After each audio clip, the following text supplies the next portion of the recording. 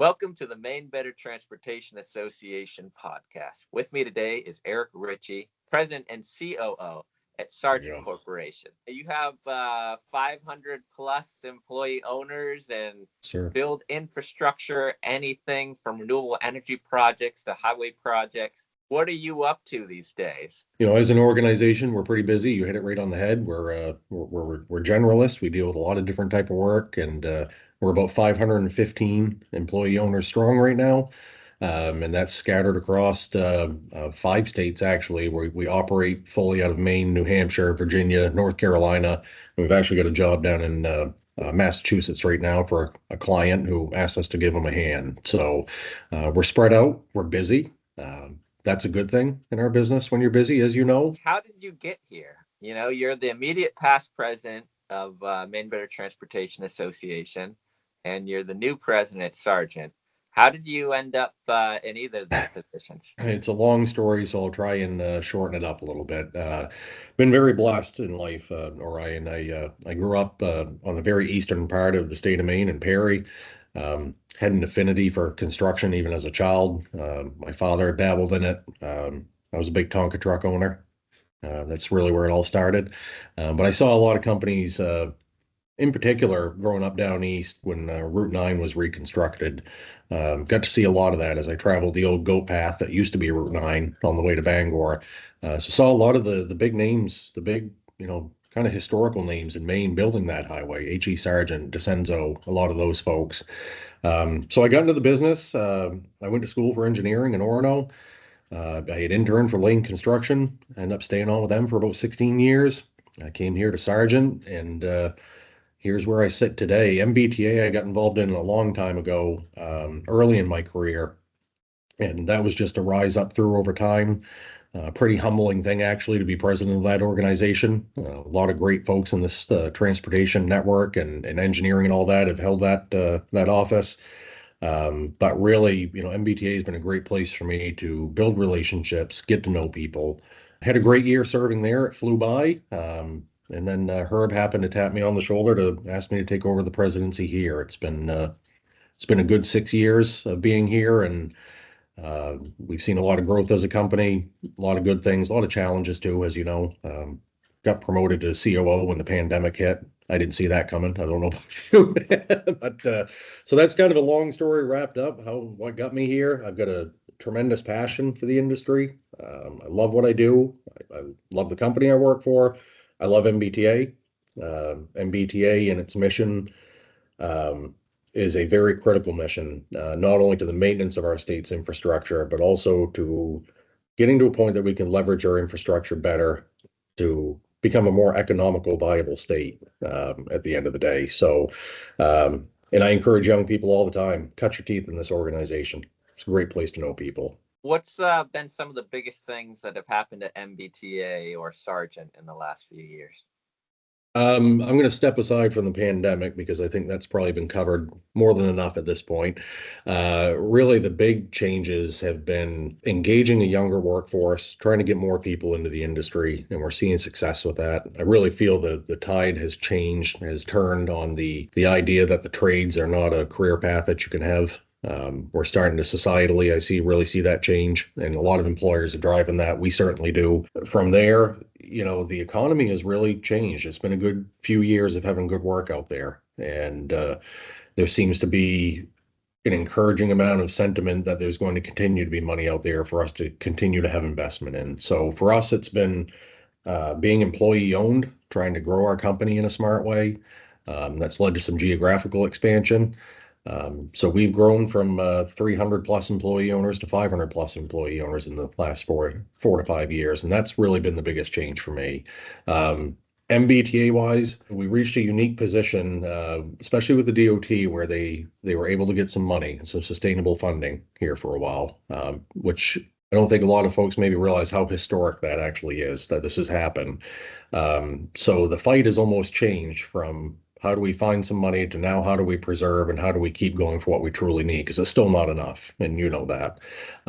So to see some of the backroom dealings with the politics that happened around that this past year, to me, those have been some of the bigger challenges. And now it's how do we make sure we don't get into that mindset that we've got a little bit of money and we've established how to fund some things, we can't stop. The work isn't done.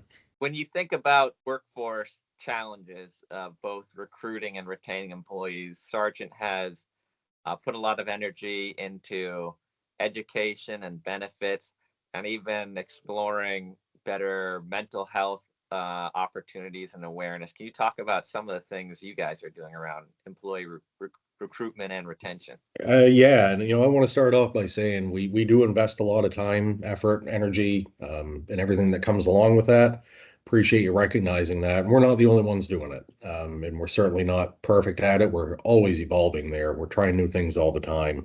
But really, our focus has been to bring new people into the industry, to get a better talent pool out there, but to provide folks with a good background of really taking some of the harshness out of the industry to a certain extent. Now, not everyone need to take all of that out because it's still a hard business in a lot of ways, but let's get them a good foundation to start with so that they understand the work, they ease into the industry, they're not put in bad positions starting out. Most of my career, and I think probably 95% of the people you talk to in this business, Orion, you've heard there's been a lot of baptism by fire in a person's career. Uh, so really trying to take some of that baptism by fire out. And you'll never take it fully out. I don't think we want to take it fully out, but trying to ease that, and then also trying to help folks see that this can be a career for you.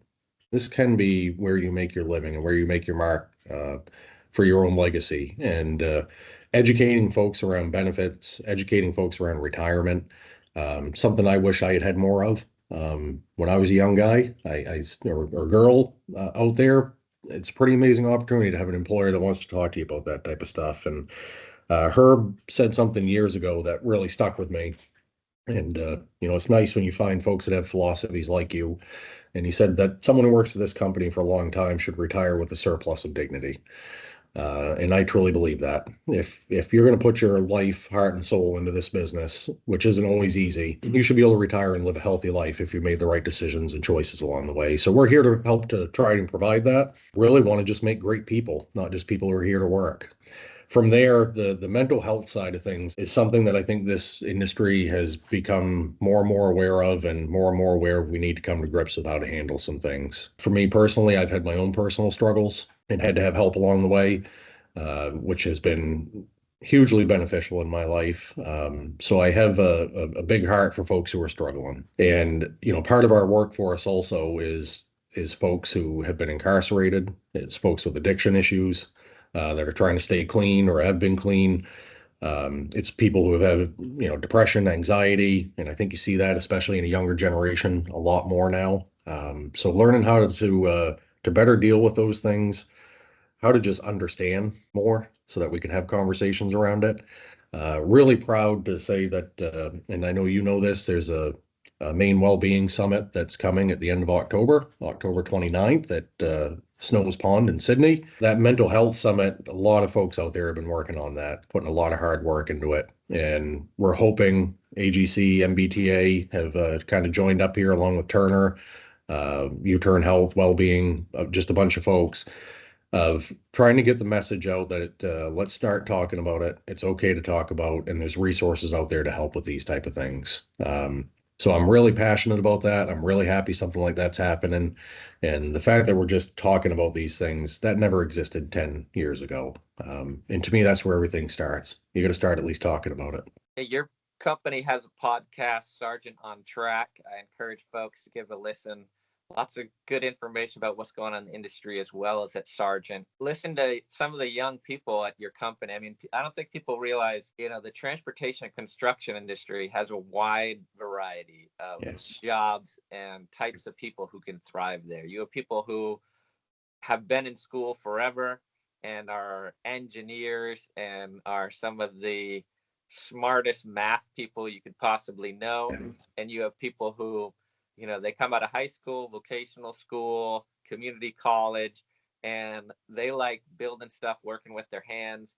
And Sargent gives them, opportunities to explore different tracks, listening to the employees on your podcast talking about different tracks, and people become site managers, or people say, I really love operating the big machines.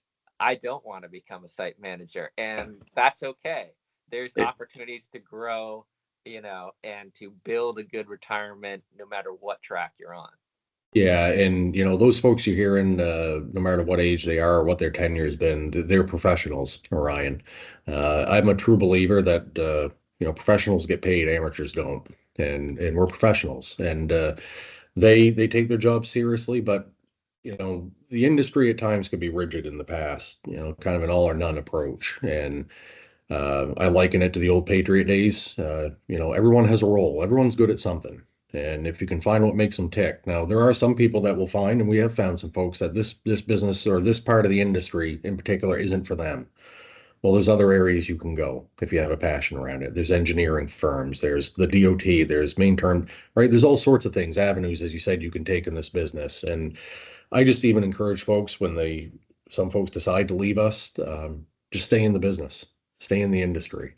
And the more trained, good people that are in this industry and professionals there are, just the better it is for our industry as a whole. But we've had a lot of success through kind of helping folks find their track. And we've also had some folks that, they were on a track and it just didn't work out. But rather than cut ties, you back up, you recognize they're good with something else and you find the right seat for them. And we've seen a lot of success from that too. So firm believer, you hire attitude, you can train skills, but you hire attitude and that desire. And that's been paying off. People get promoted until they're not good at their job, right? They're Yeah, good at level their of job, they get incompetence. promoted to the next level. They don't get promoted beyond that because Yeah, it's not what they're the best at. And it's like, it's okay to say, actually, what I was doing before is more who I am and what I love doing. And yeah. these artificial career tracks we sometimes create in different industries aren't the best for people always. And recognizing everybody has their own individual track is super important to having a satisfied workforce and a satisfied career. It certainly is, and that's what folks want. It's not about money anymore. I shouldn't say that. There are times it is about money, but by and large, that's not what it's about. It's folks want to know that they can have a good life, that they work around folks that are going to support them. That if they have some struggles, you're not just going to be under the bus at some point in time, right? That's life, and we recognize that. And this time of the year, you're in crunch time, a lot of hours, those type of things. So it's easy to lose sight of taking care of yourself in that process. And we just want to make sure people are doing that as well. And I'm saying that as much for my own benefit as anything, Ryan. I have to practice what I preach and remind myself of that at times too. But it's kind of funny. You say, you promote almost to the level of incompetence with people. And I did have to ask Herb that when he promoted me as well. Like, are you sure? And I did because, you want to be sure. And, but I'm really happy to be where I'm at. It's an incredible company with a long history and, to be part of MBTA too. I'm really proud of that, Orion. It's a great organization. You make money by investing in your assets. And when you realize the people are the best assets you have, you invest in people, you end up making money, I think, in the end. You do. You do. Anybody can buy land, anybody can buy equipment. It's what you do with the people that makes a difference. And that's our jobs. I'm not needed if we don't have those people. You don't need a president and chief operating officer without the folks out there. And my duty every day is to try and put them in the best position to win each and every day. And it's a duty I love and take very seriously. We're talking about, what are the challenges facing the state of Maine? And one of those is housing and, housing prices going through the roof and different parts of the state in the Bangor area and the southern Maine area, having enough affordable housing for your workforce and for everybody in the community. And it's funny that actually transportation plays a big role in that. And if you look at the population of the state, it's along the interstate and It along is. Route 1, right? That's where 90% of the people live in the state, is along Yep. these corridors. And the easier we can make it to access these major corridors, the more growth we can have in these different communities. I completely agree with you, Orion. And we had a good conversation before we jumped on here. I know you have a strong passion around the housing side of things, which I appreciate. And part of our conversation focused on how do young folks even start now, with the way costs are with things. And I believe transportation can provide a vital link to so many things, from economic development to housing to affordable housing and land. There are multiple parts of the state. Southern Maine's a challenge. I'll start there. And you know that, just from an availability of land and all those things. So outside of the box thinking is definitely needed. And hopefully some things stabilize over time with interest rates and all those type of things too. Of course, they'll never be what they were. And we also have to remember they're not what they have been in the past too. So I see an opportunity. We're finishing up our Route 9 395 connector project. That'll be open next year. That opens up that side of Bangor like it never has before, from an availability to have just quicker access. You're 15 to 20 minutes closer by having that connection. It opens up better healthcare, better transportation for jobs, opens up that side of the river where there's some land available for more affordable land to be built for housing. So I'm really hoping to see that kind of end of Route 9 develop a little bit. And other connections I believe can be made. We can go north of Bangor and make some connections to open up more affordable land and housing, but bring people 10 to 20 minutes closer to Bangor by doing that. And I think different parts of the state need to be looked at. I'd love to see a connection from Pittsfield over to Route 2 with the 395 connector open up. We'd have a true east-west connection at that point in time. I also recognize the challenges our DOT has, that you're constantly fighting the fight of trying to maintain what you have, and that doesn't put you in a good position to leverage doing more to put you in an even better position to grow our economy. So the more we can do to stabilize their funding and to give ourselves that chance to get up and look out ahead further and be planning differently, I think that's where I'd like to see us head as a state. I just don't have the easy button to make that happen, but I see opportunity. I grew up in central Maine, in the Pittsfield area, and having parents that are still there and getting older, improving transportation is not just the opportunity to bring new people and young people in. You mentioned healthcare, and quick access to hospitals and major infrastructure and service centers like that can make a difference, life and death. That's why we're investing in our transportation infrastructure. It's for our economy, it's for our quality life, and it saves lives. Being able to get from point A to point B, be it the hospital or your work, is absolutely essential. Yeah, it is. And, the work we do is essential. It's essential to society. We are the blocking and tackling of society. It's not always sexy what we do, and a lot of it gets covered up at the end of the day, even. But it's a necessity, and we're providing great services. I'm optimistic that as time goes on, we're going to find a way. We've got to come together and work together more to find a way to make these type of things happen, Orion, so that we can open up more opportunity, not just for young people, like you said. I have parents that have to travel 2.5 hours to get good health care, and they're aging and they've had some health issues. Opening up things for rural Maine needs to happen. What was your first car? My first car, great question. Well, interestingly enough, I probably started driving at about 8 years old. Growing up on the coast the way I did, my dad was a fisherman, and we always had tractors and old beach bombs and stuff like that we drove around. But my first actual vehicle I had when I got a license, I had an old Nissan Datsun pickup, and it was a beater. My dad actually told me it was basically a throwaway vehicle because he knew I was going to mess the first one up. He's an amazingly smart individual with foresight. It was 10 days in, I did just that and messed it up. So that was my first vehicle. And I've owned a plethora of vehicles since then. And I'm thankful to say that as I've been able to make my way in life, they've all gotten a little bit nicer and a little more reliable as I've gone on. So I'm a long ways from where I started with that little brown Nissan pickup. I just had a son who got his license back in May, Orion, and it brought back a lot of memories. I bought him a used pickup truck that I'm not afraid if it gets scratched up a little bit. And he's also driving in a different area than I did. I grew up in a town where there was a couple stop signs and no stoplights, and Yeah. he's on I-95 in Bangor. So I worry about that and worry about the safety of the system all the time. I'm blessed with great children. They make good decisions. They make better decisions than I did at that age, for that matter. So pretty fortunate there. What's the best road trip you've taken? What are your favorite little known places in Maine? I love a good road trip, Orion. And I started in this business and I traveled a lot of the state for Lane at the time, and it was before GPS. it wasn't that long ago. But so I used an atlas a lot, and I still keep an atlas with me. And I used to find some of the best sites I ever found just by getting lost from time to time. And I love a good road trip. My body doesn't always love it as much as it used to, but a good road trip down east. Love the coast. Love heading up north. Aroostook County in the summertime is quite possibly one of the most beautiful places on the planet. And I think it's a hidden gem within Maine that not even enough Maine people know.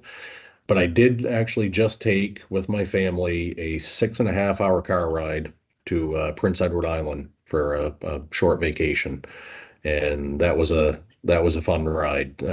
One, the sights are nice, a lot of country, but we had just a great time and a great conversation, kind of the old-fashioned way. All of you crammed into a vehicle and just having a good time. I do enjoy driving and seeing this great state. There's a lot of this state that I still haven't seen. A place that I used to think about leaving. I'm very glad that I stayed now because it's really no other place in the United States to live quite like there is here. Well, on behalf of the state of Maine, we're happy that you are here and are Thank you. invested in improving our infrastructure and the quality of life here. Thank you very much.